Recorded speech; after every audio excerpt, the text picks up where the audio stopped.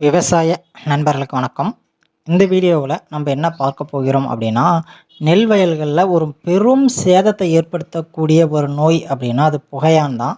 இந்த புகையான் நோயை பற்றி தான் இந்த வீடியோவில் பார்க்க போகிறோம். ஒரு சிலர் என்னங்கன்னா சொல்லுவாங்கன்னா பழுப்பு தத்துப்பூச்சி அப்படின்னு சொல்லுவாங்க. இந்த புகையான் நோயை ஒரு பெரும் சேதத்தை கொடுக்கக்கூடிய இந்த நோயை நம்ம எப்படி கட்டுப்படுத்துறது, அதை எப்படி வராத தடுக்கிறது, அப்படி வந்துருச்சுன்னா ரசாயன முறையில் எப்படி கட்டுப்படுத்துறது, இயற்கை முறையில் எப்படி கட்டுப்படுத்துறது அப்படிங்கிறது தான் ஃபுல்லாக இந்த வீடியோவில் பார்க்க போகிறோம். இதில் 4-5 மருந்துகள் நம்ம சொல்ல போகிறோம். எல்லாமே ஒவ்வொரு ஸ்டேஜஸ்லாம் நம்ம யூஸ் பண்ண வேண்டியது, ஓகேவா? எல்லாமே ஒரே டைமில் ஸ்ப்ரே பண்ண வேண்டியது கிடையாது, ஒவ்வொரு டைமில் யூஸ் பண்ண வேண்டியது. அது எப்படி என்ன அப்படிங்கிறத இந்த வீடியோ ஃபுல்லாக பார்க்க போகிறோம். மறக்காமல் சேனலை சப்ஸ்கிரைப் பண்ணிவிட்டு டிஸ்கிரிப்ஷனில் இருக்கக்கூடிய நம்ம வாட்ஸ்அப் லிங்கை கிளிக் பண்ணி நம்ம வாட்ஸ்அப் சேனலில் ஜாயின் பண்ணிக்கிங்க. மறக்காமல் இன்னும் நிறையா பேருக்கு ஷேர் பண்ணுங்கள். நம்ம வீடியோக்குள்ளே போகலாம். புகையான், இந்த புகையான் நோயை நெற்பயிரில் எப்படி கண்டுபிடிக்கிறது அப்படிங்கிறதான் கேள்வி. நீங்கள் இதை ஆரம்ப காலகட்டத்திலேயே எல்லா விவசாயியாலையும் கண்டுபிடிச்சிட முடியுமா அப்படின்னா, ஆரம்ப காலகட்டத்திலே எல்லா விவசாயியாலையும் கண்டுபிடிக்க முடியாது.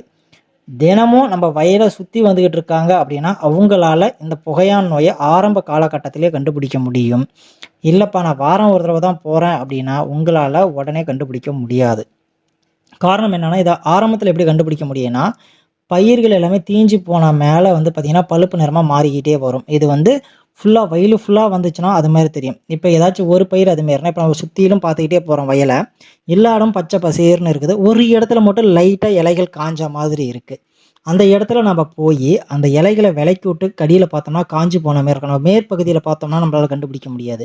அதுவே அந்த அடிப்பகுதிகள் தண்ணியிலேருந்து மேலே ஒரு 3-4 இன்ச்சுக்கு மேலே இருக்கு இல்லையா, அந்த இடத்துல பார்க்கும் பொழுது அந்த புகையான் நோயோட தாக்குதல் அப்படிங்கிறது தெரியும். அந்த சின்ன சின்னதாக இளம் குஞ்சு வண்டுகள் முதிர்பூச்சிகள் எல்லாமே அந்த இடத்துல காணப்படும். ஸோ அப்படி காணப்படுது அப்படிங்கிறப்ப நம்ம வயலில் புகையானோட தாக்குதல்ங்கிறத ஆரம்பம் ஆயிடுச்சு அப்படிங்கிறத அர்த்தம், ஓகேவா? அப்பயுமே உங்களுக்கு டவுட்டாக இருக்குது அப்படிங்கிற பக்கத்தில் இன்னும் 2 நாள் நீங்கள் வெயிட் பண்ணி பார்த்தீங்கன்னா போதும், மொத்தமாக எல்லா பகுதிகளிலையுமே இந்த புகையானோட தாக்குதல் அப்படிங்கிறது உங்கள் வயலில் வந்துடும். அதற்கப்புறம் கண்ட்ரோல் பண்ணுறது அப்படிங்கிறது ரொம்ப கஷ்டம். இது வயலு ஃபுல்லாக ஸ்ப்ரெட் ஆகிடுச்சு அப்படின்னா எல்லாமே மஞ்சள் கலரில் போய் அப்படியே பயிர்கள்லாம் பார்த்தீங்கன்னா வட்ட வட்டமாக பார்த்தீங்கன்னா காஞ்சி போன மாரி இருக்கும். அப்புறம் சாஞ்சு போயிருக்கும். இது மாதிரியான பிரச்சனைகள் எல்லாமே வரும். பயிரோடைய அடிப்பகுதிகளில் இளங்குஞ்சிகள் கண்டிப்பாக இருக்கும் தாக்கப்பட்ட பயிரில், ஓகேங்களா? தீஞ்ச மாதிரியோ காஞ்ச மாதிரியோ மாறி போகிறதான வாய்ப்புகள் ரொம்பவே அதிகம். இதன் காரணமாக தான் பார்த்தீங்கன்னா தலைக்குட்டை நோயாக இருக்கட்டும், காய்ந்த குட்டை நோயாக இருக்கட்டும், வாடிய குட்டை நோய், இது மாதிரியான நோய்கள் எல்லாமே இதோட புகையானோட ஆரம்பத்தில் இருந்து தான் வர ஆரம்பிக்கும்.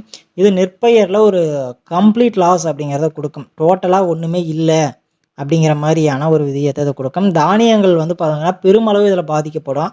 சாறுகள் எல்லாமே உள்ளே போகாத பூச்சிகள் உறிஞ்சி எடுத்துறதுனால உள்ள எல்லாமே வெறும் நெல் ஃபுல்லாகவே வெறும் பதுராக நிற்கும். எதுக்குமே யூஸ் இல்லை, பதுராக போய் நிற்கும். அது மாதிரியான பிரச்சனைகள் இதில் ஆகிடும், ஓகேங்களா? உங்களுக்கு சைட்லேயே பார்த்தீங்கன்னா போட்டிருப்போம் முட்டை எப்படி இருக்கும், இளம் பூச்சிகள் எப்படி இருக்கும், முதிர்ந்த பூச்சிகள் எப்படி இருக்கும், ரொம்ப முதிர்ந்த பூச்சிகள் எப்படி இருக்கும் அப்படிங்கிறது எல்லாமே சைடில் பார்த்தீங்கன்னா போட்டிருப்போம். முட்டை சும்மா சின்னோண்டு இருக்கும். இளம் பூச்சிகள் பார்த்தீங்கன்னா அது அடிப்பகுதியில் சின்னதாக ஆரம்ப காலகட்டத்தில் இருக்கும். முதிர்ந்த பூச்சிகள் அதை விட கொஞ்சம் பெருசாக இந்த உனி அப்படிமோ அந்த காலத்தில் பார்த்தீங்கன்னா அந்த கூராக பார்த்தீங்கன்னா ஒரு மாதிரி பூச்சி கூராக இருக்கும் தெரியுங்களா, அது தொட்டாலே பார்த்தீங்கன்னா குத்தம். அந்த முள்ளு மரத்தெல்லாம் இருக்கும் இல்லையா, அது மாதிரியான பூச்சிகளாக இருக்கும். அதற்கு மேலே அப்படின்னா முதிர்ந்த பூச்சிகள் அப்படிங்கிறது பார்க்க முடியும். இது மாதிரியான தாக்குதல் அப்படிங்கிறது இந்த பூச்சிகள் எல்லாமே இருக்கும். இதையெல்லாம் நம்ம கட்டுப்படுத்தி கொண்டு வரணும். இதை பார்த்தீங்கன்னா நம்ம ஆரம்பத்தில் காலகட்டத்தில் நம்ம கட்டுப்படுத்தணும் அப்படின்னா மண்ணெண்ணெய் சீமனை இருக்கு இல்லையா, அந்த சீமனையை மணலில் நல்லா கலந்து வயல்களை விசிறிட்டு வந்தோம் அப்படின்னா ஆரம்ப காலகட்டங்களில் வருவதற்கு முன்னாடியே கட்டுப்படுத்துகிற வாய்ப்புகள் அப்படிங்கிறது கிடைக்கும். அப்படி இல்லை நான் தண்ணி எடுத்து விட்றேன் அப்படின்னா ஒரு சாக்கில் சீமனை நல்லா ஊற்றி நினச்சி அந்த தண்ணி போகிற இடத்துல முன்னாடி போட்டோம் அப்படின்னா அந்த சீமனை எல்லா இடத்துக்கும் ஸ்ப்ரெட் ஆகி போகிறதுனால அந்த இடத்துல இந்த புகையான் பூச்சிகளோட தாக்குதல் அப்படிங்கிறது கண்ட்ரோல் ஆகிடும். இது நார்மலாக பண்ணக்கூடிய விஷயங்கள், ஓகேவா? இந்த இதையெல்லாம் பார்த்தீங்கன்னா தாங்கி இது வளரக்கூடிய ரகங்கள் அப்படின்னு சொல்லி மரபணு மாற்றப்பட்ட ரகங்கள் அப்படின்னு சொல்லி இருக்குது. அதில் IR 36 பயிரிடலாம், IR 56 பயிரிடலாம், IR 26, IR 64, ஓகேங்களா? இந்த IR 72 இந்த ரகங்கள் எல்லாமே இந்த பூச்சியுடைய தாக்குதலில் இருந்து எதிர்ப்பு திறன் கொண்ட ரகங்களாக ஒப்பிடப்படுது. அதேமாரியே CO 42, ATT 35, ADT 37 இதையெல்லாம் வந்து பார்த்திங்கன்னா தாக்குதலில் தாங்கி வளரக்கூடிய ரகங்களாக ஹைப்ரிட்டில் கொண்டு வந்திருக்கக்கூடியது. ஓகேங்களா? அதுக்கு ஏற்ற மாரி நெருக்கமான நடவுகளை வந்து பார்த்திங்கன்னா நம்ம தவிர்த்துட்டோம் அப்படின்னா ரொம்ப நல்லாயிருக்கும். அதேமாரி ஒரு 10 பாத்திக்கு ஒரு தடவை வந்து பார்த்திங்கன்னா ஒரு 20 சென்டிமீட்டரோ 30 சென்டிமீட்டரோ நம்ம கேப் விட்டு நெல் பயிரிட்டுருக்கோம் அப்படின்னா இந்த புகையான் நோய் வந்து பார்த்திங்கன்னா ஒரு பயிர்லேருந்து இன்னொரு பயிர்களுக்கு போகாது. அந்த வட்டத்துக்குள்ளேயே இருந்துடும். அப்படியே நம்ம அதை வந்து பார்த்திங்கன்னா கண்ட்ரோல் பண்ணிட முடியும். இதெல்லாம் ஒரு முறை. அடுத்ததாக வந்து நம்ம ரசாயன முறையில் இதை எப்படி கட்டுப்படுத்துறது அப்படிங்கிறதான் கேள்வி. ரசாயன முறையில் இது எப்படிப்பா கட்டுப்படுத்துறது அப்படின்னா நிறைய மருந்துகள் இருக்குது. இது ஆரம்ப காலகட்டத்தில் நம்ம ஸ்ப்ரே பண்ணணும் அப்படின்னா என்ன மருந்து நம்ம ஸ்ப்ரே பண்ண முடியும் அப்படின்னா ஆரம்ப காலகட்டங்கள் அப்படிங்கும்போது மோனோகுரோட்டோபாஸ் நம்ம ஸ்ப்ரே பண்ணலாம். ஓகேங்களா? மோனோகுரோட்டோபாஸ் டேங்குக்கு 50 ml, அசிபேட் வந்து பார்த்திங்கன்னா ஒரு டேங்குக்கு 40 கிராமும் 30 to 40 கிராம் ஸ்ப்ரே பண்ணிக்கலாம். கூட வந்து பார்த்திங்கன்னா வெட்டிங் ஏஜென்ட் ஏதாவது ஒரு பசை அது மாதிரியான விஷயங்கள் கூட ஏதாவது ஸ்ப்ரே பண்ணிக்கலாம். இல்லைனா கூட இமிடாக்ளோரிஃபைட் நம்ம பண்ணும்போது ஒரு மீடியமான ரிசல்ட். இது வந்து ஆரம்ப காலகட்டங்களில் அங்கங்கே ஒன்று பார்க்கும் பொழுது ஸ்ப்ரே பண்ணோம்னா கண்ட்ரோல் ஆகிடும். இல்லைப்பா அங்கங்கே ஒன்றுலாம் கிடையாது, ஃபுல்லாகவே அடிக்க ஆரம்பிச்சிருச்சு, எப்படி கண்ட்ரோல் பண்ணுறதுன்னு தெரியல அப்படின்னா இப்போ சொல்லக்கூடிய இந்த 3 மருந்துகளில் எந்த மருந்துகள் வேணாலும் நீங்கள் ஸ்ப்ரே பண்ணிக்கலாம். ஓகேவா? அந்த 3 மருந்துகள் என்ன அப்படின்னா நுவான் அப்படின்னு சொல்லுவாங்க. அது வந்து டைக்ளோராவாஸ். ஓகேவா? அந்த மருந்துடைய பெயர் வந்து பார்த்திங்கன்னா டெக்னிக்கல் நேம் டைக்ளோராவாஸ் 76% EC. இதுதான் வந்து பார்த்திங்கன்னா அந்த மருந்துடைய பெயர்.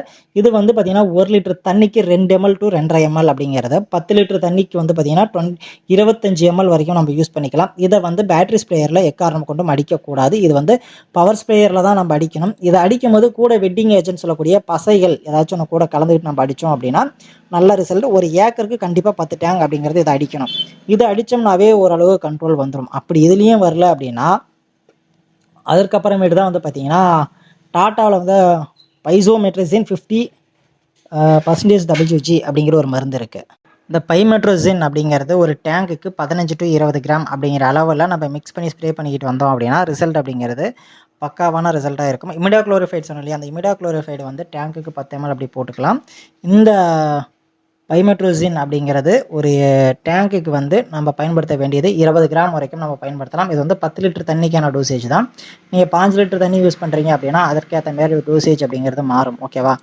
லாஸ்ட்டாக வந்து பார்த்திங்கன்னா ரொம்ப ஹெவியாக இருக்குது அப்படிங்கிற பட்சத்தில் தான் நீங்கள் வந்து பார்த்திங்கன்னா வெஸ்ட்ரியா VESTORIA இந்த ஒரு டெக்னிக்கலை வந்து பார்த்திங்கன்னா நம்ம பயன்படுத்தி ஆகணும். இது டெக்னிக்கல் பேர் வந்து ஒரே ஒரு நிமிஷம் அப்படியே பார்த்து சொல்லிடுறேன். இந்த வெஸ்டீரியா அப்படிங்கிறது என்ன டெக்னிக்கல் அப்படின்னா ட்ரைஃப்ளோமோசின் 20% EC இதுதான். இது வந்து பார்த்திங்கன்னா நம்ம ஒரு 10 டேங்க் வர அளவுக்கு நம்ம மிக்ஸ் பண்ணி அடித்தோம் அப்படின்னா நமக்கு வந்து பார்த்திங்கன்னா ஒரு சூப்பரான ரிசல்ட்ஸ் அப்படிங்கிறது கிடைக்கும். இதில் நிறையா மருந்துகள் கிடைக்காது இருக்கும். ஸோ பேசிக்காக நீங்கள் யூஸ் பண்ணுற மருந்து அப்படின்னு பார்க்கும்போது இமிடாக்ளோரிஃபைட் யூஸ் பண்ணுவீங்க, மோனோகுரோட்டோபாஸ் யூஸ் பண்ணுவீங்க, ஸ்டார்த்தின் யூஸ் பண்ணுவீங்க. இதுவே வந்து பார்த்திங்கன்னா உங்களுக்கு பெரும்பாலும் போதுமான ரிசல்ட்ஸ் அப்படிங்கிறத கொடுத்துரும். குளோரிபாஸ் சைப்பர்மெத்தனும் நீங்கள் இதுக்கு ஸ்ப்ரே பண்ணலாம்.